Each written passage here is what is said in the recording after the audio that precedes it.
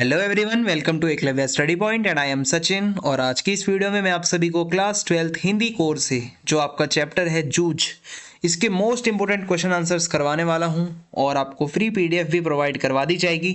तो चलिए वीडियो को स्टार्ट करते हैं। एंड आप सभी से रिक्वेस्ट है कि आप मुझे प्लीज़ इंस्टा पे ज़रूर फॉलो करें, यूज़र नेम आप सभी के सामने मेंशन है। और अगर आपको पीडीएफ नोट्स डाउनलोड करने हैं तो आप हमारे टेलीग्राम चैनल को ज्वाइन करें, जिसका यूज़र नेम आप सभी के सामने लिखा हुआ है।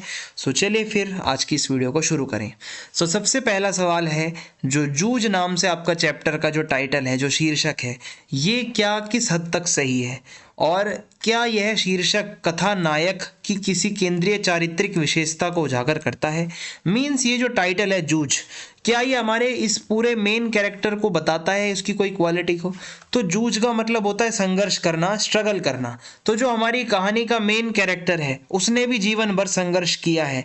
बचपन से बहुत अभाव देखे हैं, स्ट्रगल्स देखे हैं, बहुत अभावों में वो पला बड़ा है और बहुत विपरीत परिस्थितियां उसने देखी हैं। ठीक है, लगन और उसके अंदर जो टारगेट को अचीव करना, ये इच्छा, मानसिक रूप से दृढ़ रहना, ये आप अगर देखोगे हर परिस्थिति से वो जूझा है। सो टाइटल तो बिल्कुल सही है, एकदम बढ़िया टाइटल है, चैप्टर का नाम बढ़िया है। और जो हमारी कथा का नायक है, जो मेन कैरेक्टर है, वो बहुत ही दृढ़ इच्छा शक्ति वाला है। ठीक है, एक और पढ़ने के लिए पिताजी को दत्ता जी के माध्यम से मनाना, तो दूसरी ओर पढ़ने के साथ साथ कविताएं भी लिखता है वो।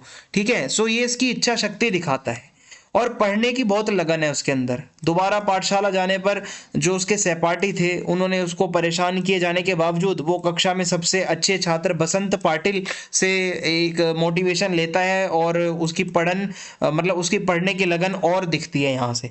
तो ये बिल्कुल सही है, ये इसका आंसर होगा।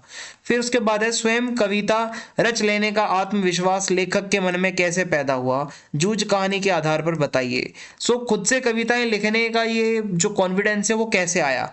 तो खुद से कविताएं रच लेने का जो आत्मविश्वास है, ये लेखक के मन में इस तरीके से आता है कि भाई उसे पढ़ाने वाले जो मराठी साहित्य के अध्यापक थे, जो इनके टीचर थे, जिनका नाम था सौंदल केकर जी, वो कविता को बहुत अच्छे से जानते थे, कविताएं लिखनी आती थी उनको और बहुत ही ज्यादा दिल की बातें समझ लिया करते थे। वो कक्षा में गा गा कर कविताएं सुनाया करते थे, लय में गाते थे, जो छंद होते हैं कविताओं के, जो एकदम बढ़िया तरीके से गाते थे, आरोह अवरोह आदि का ज्ञान कराते थे। मीन्स हर बातें वो सिखाते थे और कविता के अंदर जो भी भाव होते हैं उसको वो पढ़ाया करते थे, इमोशंस के साथ कविताएं पढ़ते थे।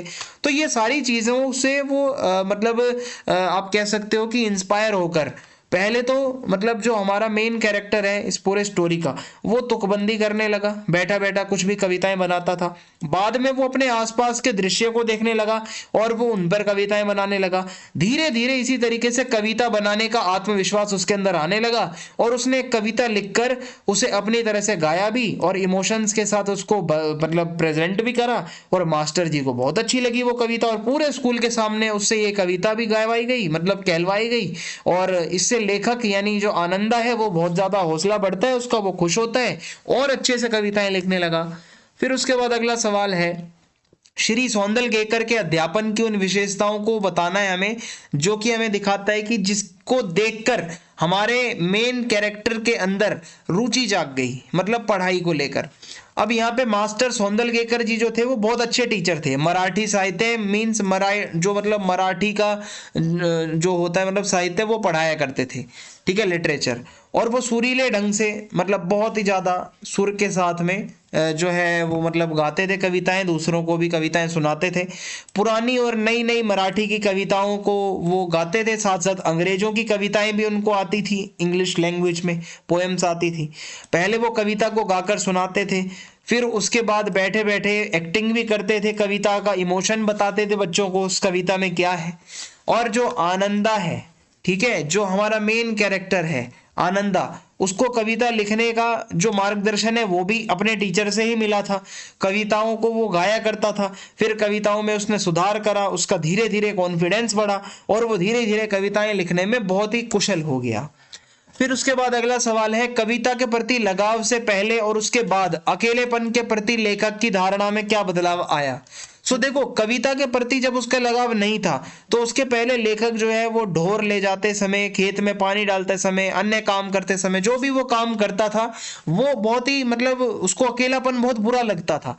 लेकिन जब उसको कविताएं आने लगी, कविताएं गाने लगा वो, तो वो फिर खेतों में पानी देते समय, भैंस चराते समय कविताएं ही गाता रहता था। ठीक है, और अब उसको अकेलापन भी अच्छा लग रहा था, वो अकेलेपन में कविताएं गा लिया करता था। ठीक है, और वो अकेले में कविताएं गाता था, नाचता गाता रहता था, ये हो रहा था।